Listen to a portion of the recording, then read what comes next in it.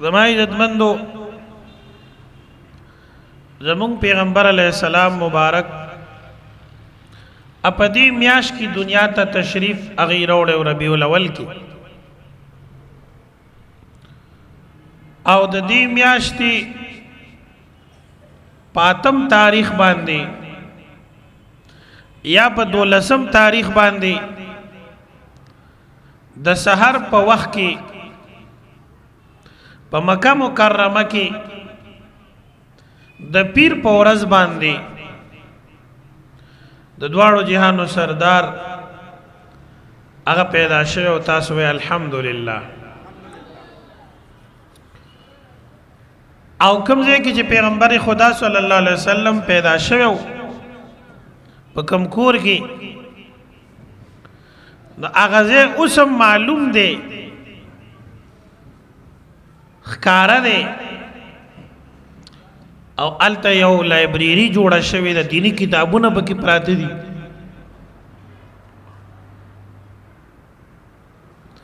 او شاه ولی الله صاحب رحمت الله علیه لیکلی دي فیوز الحرمین کې چې زه مکه مکرمه کې وما اتفاقا دا ورځ رالی چې هغه د پیغمبر خدا صلی الله علیه وسلم د پیدایش ورځ وي نو دا ورځ رااله زه هغه ځای ته لاړم چې په کوم ځای کې نبی کریم صلی الله علیه وسلم پیدا شو ایمال ته ډیر زیات خلک ولیدل ډیر لوی رشو او ډیر زیات مخلوق د خدای را جمع او ټول لګیاو درود شریف ویلي په جای د ولادت پاغزه د پیدائش د پیغمبر پاک صلی الله علیه وسلم کې لګیاو مشغول درود شریف وی حضرت شاه صاحب رحمت الله علیه لیکلی دي وایزه چې د غزه تلاړم ما په د غزه کې داسې انوارات لیدل چې هغه د دې ځنه برختل سبحان الله دا نه چې برنه نازلېدل بلکې دې ځنه برختل دیو جن امام زرقانی رحمت الله علیه لیکلی دي مواهب الدنیا کې چې ليله القدر دا خود د زرو شپونه غوره شپه ده دا منما لیکن په کومه شپه چې د خدای پاک حبیب صلی الله علیه وسلم پیدا شوی دی نو امام زرقانی رحمت الله علیه مواهب الدنیا اول کې لیکلی دي زما پنځ شپه د ولادت د پیغمبر پاک د ليله القدر نم غوره ده ځکه چې محمد مصطفی صلی الله علیه وسلم نو او د نوې پیدا شوی بل فرض کا قران په پچا نازلې دو ليله القدر ته چې فضیلت حاصل ده د نزول قران د وجه نازل حاصل ده او که بل فرض کا خدا نه خواستا محمد مصطفی صلی الله علیه وسلم نوې پیدا قران پاک په پچا نازلې دو ناغلی کی چې زما پنځ شب ولادت د رسول خدا صلی الله علیه وسلم د ليله القدر نم غوړه ده ته سبحان الله زما استاد پیغمبر ډېر لوی شان لري د داسې مجالسو د داسې جلسو اجتماعات غرض داوي چې یو عالم راشي او هغه په ساده لهجه کې د قوم ته د خپل وس مطابق د پیغمبر پاک شان بیان کی داغه اوصاف جلیله بیان کی نو ګوره عشق او محبت یوازې د لیدون نه پیدا کیږي عبدالرحمن جامی رحمت الله علیه فرمای نه تنها عشق از دیدار خیزد بسای دولت از گفتار خیزد عشق یوازې د دیدار نه پیدا کیږي کله کله د خبرو نه پیدا شي او کله چې د چا صفت ډیر واوري او تا ته د چا مدح بیانېږي دې سره هغه کس سره مینه پیدا کېږي نو د پیغمبر پاک تذکره د هغه سیرت طیبه د هغه ژوند بیانول اخو زمونږ د ایمان حصه ده خو زمونږ پکې ډېره لویه فایده هم شته مولانا تانوي صاحب رحمت الله علیه یو ځای کې لیکلي دي وایي په هندوستان کې یو ځای کې وبا راغله او ډېر خلک یې خراب کړل وایي ما نشر الطیب فی ذکر النبی الحبیب صلی الله علیه وسلم دا هغه کتاب دی وایي دا کتاب مې لیکه د پیغمبر د ژوند په هکله زه چې کوم ځای کې اوسېدم د دې کتاب په برکت هلته وبا نه راتله هلته هغه وبایي بیماری نه راتلې زه سوچ کې شوم چې دا څه چل دی بیا په دې خبره پوه شوم چې زه د پیغمبر علیه السلام مبارک ژوند لیکم دا د دې برکت دی وایي ما دې کې نورم مینه پیدا شو او وی الله پاک زما پړه کې یو علم پیدا که حضرت تانوي صاحب وایي چې درود شریف او د رسول الله صلی الله علیه وسلم ژوند په دې زمانہ کې بیانول خورول دا د دې دور یو لوی ضرورت دی تاسو مونږ ټولو ته پته ده چې پیغمبر علیه السلام رحمت للعالمین دی څه شی دی تاسو ټول وایي اوچت اواز سره وایي نو آیا دا رحمت للعالمین صلی الله علیه وسلم صرف هغه وخت کې چې کله هغه په دې فانی دنیا کې موجود او د دې دنیا د خلکو په منځ کې او کنا د هغې د دنیا نه پرده کېدو نه رستو اوس هم هغه رحمت للعالمین دی نو مسله دا ده چې هغه وخت کې رحمت او د دنیا نه پرده کېدو نه رستو رحمت للعالمین دی او یوازې د هغه ذات په برکت نه بلکې د هغه ذکر د هغه خصائل شمائل د هغه سنت د هغه ژوند د هغه تعلیمات دا هم رحمت دی تاسو وایئ الحمدلله دا خو دومره لوی رحمت دی دومره عظیم رحمت دی چې ایمان وروړونکي څه کې چې حیواناتو دپاره هم رحمت دی ونو دپاره غنو دپاره دې ټولو حتی چې کافرو دپاره هم رحمت دی تاسو وایئ الحمدلله د خپل امت دپاره او د خپل منونکو دپاره خو دی رحمت خو عالمین د الله پاک نه سوا دی ټولو شیانو ته وایي تاسو وایئ الحمدلله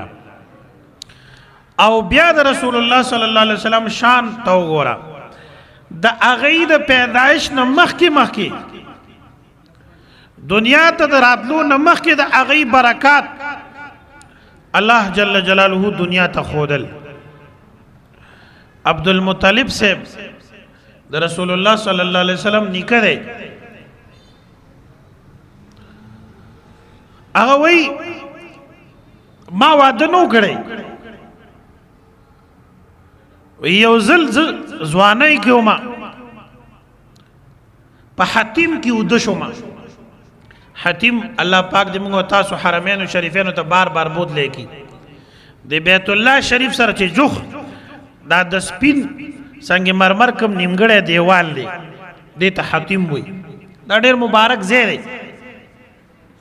دې کې چې دننه چا مونځ وکړو دا سیده لکه خانه کعبه کې چې دننه مونځ وکړي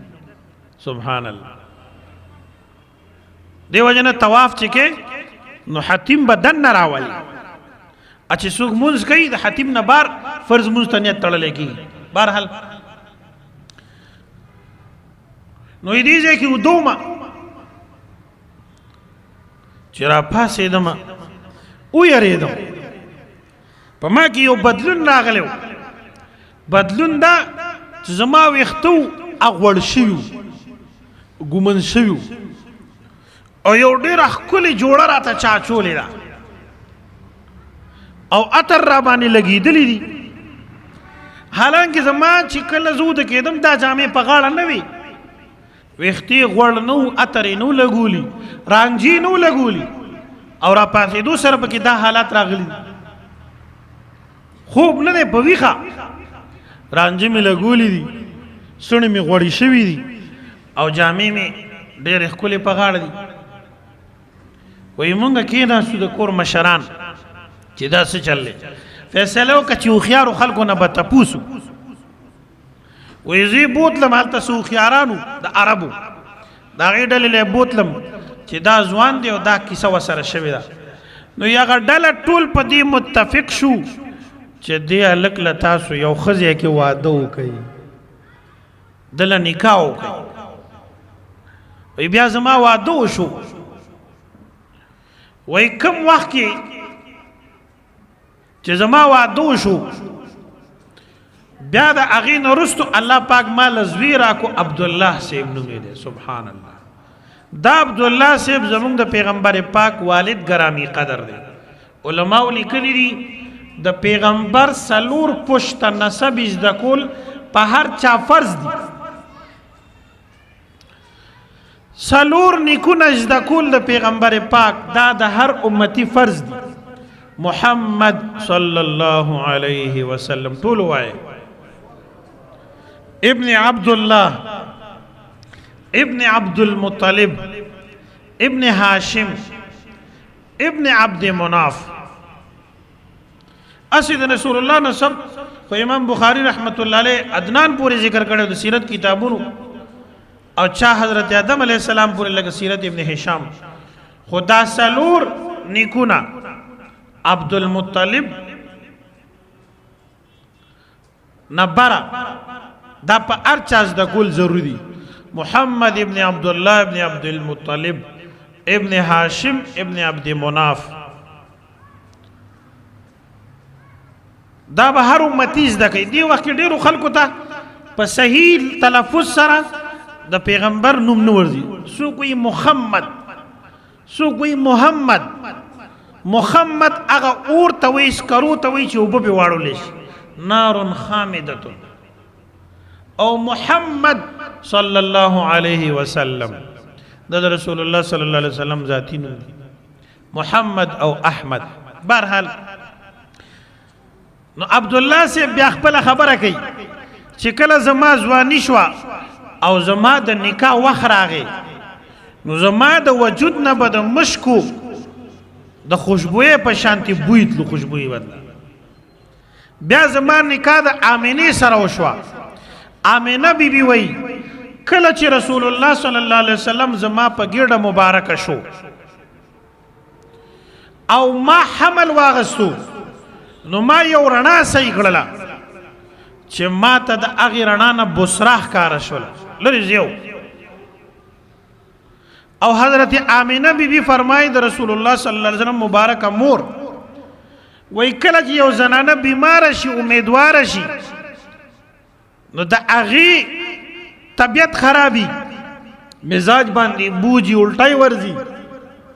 وی په الله پاک مې دې قسم وي زما چې کله رسول الله صلی الله علیه وسلم په ګیډه شو نو ماله چرته الټی نه دي راغلي زما طبیعت نه دی خراب شوی او نه زما په خېټه باندې څه زور او بوج راغلی او ډیر کرته به زه په لاره روانه وم او لاره کې به یو وړوکی غوندې لښتې راغی ما به وی چې زما په ګېډه باندې ماشوم دی او دلته به لږ په کلاره شانتي قدم اخلمه وی زه به چې هغه لښتي ته ورسېدم هغه ځمکه به داسې اواره شوه چې لښتې به نو سبحان الله دا د دې ماشوم برکات په ګېډه کې ما محسوسول او وی کله چې رسول الله صلی الله علیه وسلم زما په ګېډه باندې راغی ما باندې یو غیبي आवाज شو چې اے آمینی بی بی ته د دې امت په سردار باندې حامله شوی سبحان الله وی ما ته احساس شو چې زما دا بچی به څوک وي دا به یو مقام لري او یې ډېر کله ته زه په لاره باندې روان وم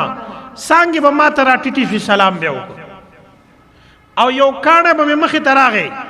ما به وی چې په دې باندې زه خپه کېندم چېرته تیندکو نه خورم زه به چې کله هغه کاڼي ته ورنږدې شم هغه به اواره لاره وه سبحان الله او کله چې رسول الله صلی الله علیه وسلم د خپلې مور مبارکې د ګیډې نه جدا شو دا امینه بیبي خبره کوي مواهب له دنیا کې دا ذکر دی چې رسول الله صلی الله علیه وسلم کله زما د ګیډې نه جدا شو او دنیا ته تشریف راوړو د سجدي په حالت کې پیدا شوی ده سبحان الله او دوړ لاسونه مبارکي دا سیخیو او ما یو رڼا صحیح کړله چې زمانه جدا شو او د هغه رڼا سره ما مشرق مولید او مغرب مولید سبحان الله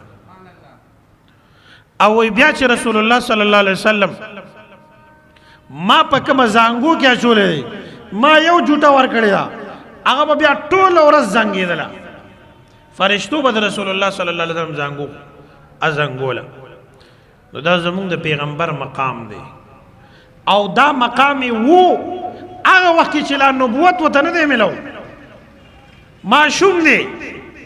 یتیم دی نو دا پکار دادا چې زمونږ استاد د رسول سره قوي تعلق د سنت په لار کې وي داغه د اعمالو تعلیماتو اقوالو سنت جلک د هر مسلمان په شکل شوبت کې وي د دې مجالس غرض دا وي علماء لیکلي دي چې سړی په کال کې یو مجلس داسې مقرري چې په هغه کې د پیغمبر پاک ژوند دغه ژوندۍ او سیرت بیانوي نو د کال دی ورځې پورې به دا خلک د هر قسمه فتنو نه محفوظ وي او دا ټول کال به په خوشحالۍ تیریږي ځکه رحمت للعالمین صلی الله علیه وسلم دی اذانونه کوي زما دا خبرې دا کافی دي الحمدلله تاسو او مونږه یو ځای اوسېږو هر وخت یو بل سره مخاطب یو خو لیکن دا ستاسو ډېره لویه د خوشحالۍ خبر هم ده چې ستاسو په محله کې داسې عالم او داسې د هغه ملګري شته چې تاسو ته په اسانه یو ماحول جوړوي خو بل طرف ته تاسو تم یو ګیله را مخامخ کېږي چې تاسو باندې هېڅ بوج نه هېڅ تکلیف نه او خو په عزت باندې تاسو ته په مسجد کې ځای جوړي او تاسو په دغه ورځ باندې په جمعات کې نه کېنی الله پاک دې تاسو کورونه په دواړه جهان کې د نور او د برکاتو نه ډک کی سړی دونه بې طلبه شي نو د برکت به کوم ځای کې حاصلې لہذا دا عزم وکړئ چې آینده به موږ د قاري صاحب شاته ولاړ یو او ګوره لکه ستاسو په محله کې د یو ملګري واده نو تاسو درې څلور ورځې هغه ملګري سره نه نو خپل جمعات سره هم تاسو به مړی ژوندی نه کوئ دا خو د جمعات ښکلا ده او د ټولې محلې ښکلا ده نو ټول اراده وکړئ چې انشاءالله آینده دپاره به بیا داسې نه کوو لاس اوچت کوئ ټول انشاءالله چې د قاری صاحب سره او د دوی د ملګرو سره به په دستاربندۍ کې هم د سیرت النبي صلی الله علیه وسلم مبارکه جلسه کې هم هر سړی خپل حصه لي انشاءالله الو به کنه انشاءالله دا یو خبره کوم شاه ولی الله صاحب فرمایي زما پلار به هر کال د پیغمبر علیه السلام مبارک زندگی بیانوله یو مجلس بیا په کور کې کولو شاه عبدالعزیز صاحب د شاه ولی الله صاحب بیا زوی دی او یو بیا په جمعات کې کو او وی زما والد صاحب د شاه عبدالعزیز صاحب نیکه سے رحمت الله علیه شاه عبدالرحیم رحمت الله علیه به هر کال د رسول الله صلی الله علیه وسلم سره د انتهایی مینې د وجنه پیغمبر خدا صلی الله علیه وسلم پس یو خیرات کو پیغمبر زما ستا خیراتونو ته محتاج نه دی زما ستا درود ته محتاج نه دی خدا زما ستا یو رشته ده هغه سره دا مینه ده نو یو ځل زموږ والد صاحب ډېر غریب شوی و څه نه ورکړه نو د هغې په کور کې چڼه وه چڼه دا تورې چڼې نه دي وی دا راواغشتې او وی دا مې د پیغمبر خدا صلی الله علیه وسلم روح مبارک ته تحفه کړي دي او زه یې وربخمه او ډېر زیات خفه و چې زه غریب یم سخت کال څه مې ونه کړلی شو وی د شپې خوب ولیدو چې اماقه چڼې دي او د پیغمبر علیه السلام مخې مبارکې ته پرتې دي او حضرت پکې لاس وی و چې دا د شاه عبدالرحیم تحفه د موږ ته را رسېدلې ده نو انشاءالله درود شریف به م وایو د ختم نبوت د مسلې خدمت به م کوو او دا به هله کېدی شي چې علماو سره ناست دي د جومات ماحول دته نصیب وي د مدرسې ماحول دته نصیب وي نو ته به د دین د هرې تقاضې نه هم خبرې او د بېدینۍ د هرې حملې نه به هم آګای او که خدای مکه د جومات او د مدرسې ماحول نه جدا شوې نو بیا د یو الله مل شم الله جل جلاله دې زموږ او ستاسو د ټولو رسول الله صلی الله علیه وسلم په سنتو باندې عمل نصیب کړي او د پیغمبر پاک صلی الله علیه وسلم سره د خدای پاک زموږ او ستاسو حقیقي مینه پیدا کړي او د غلطو خلکو غلطو لارو نه الله کریم زموږ او ستاسو د ټولو حفاظت وکړي واخر دعوانا ان الحمد لله رب العالمین درود شریف ټولو وایي اللهم صل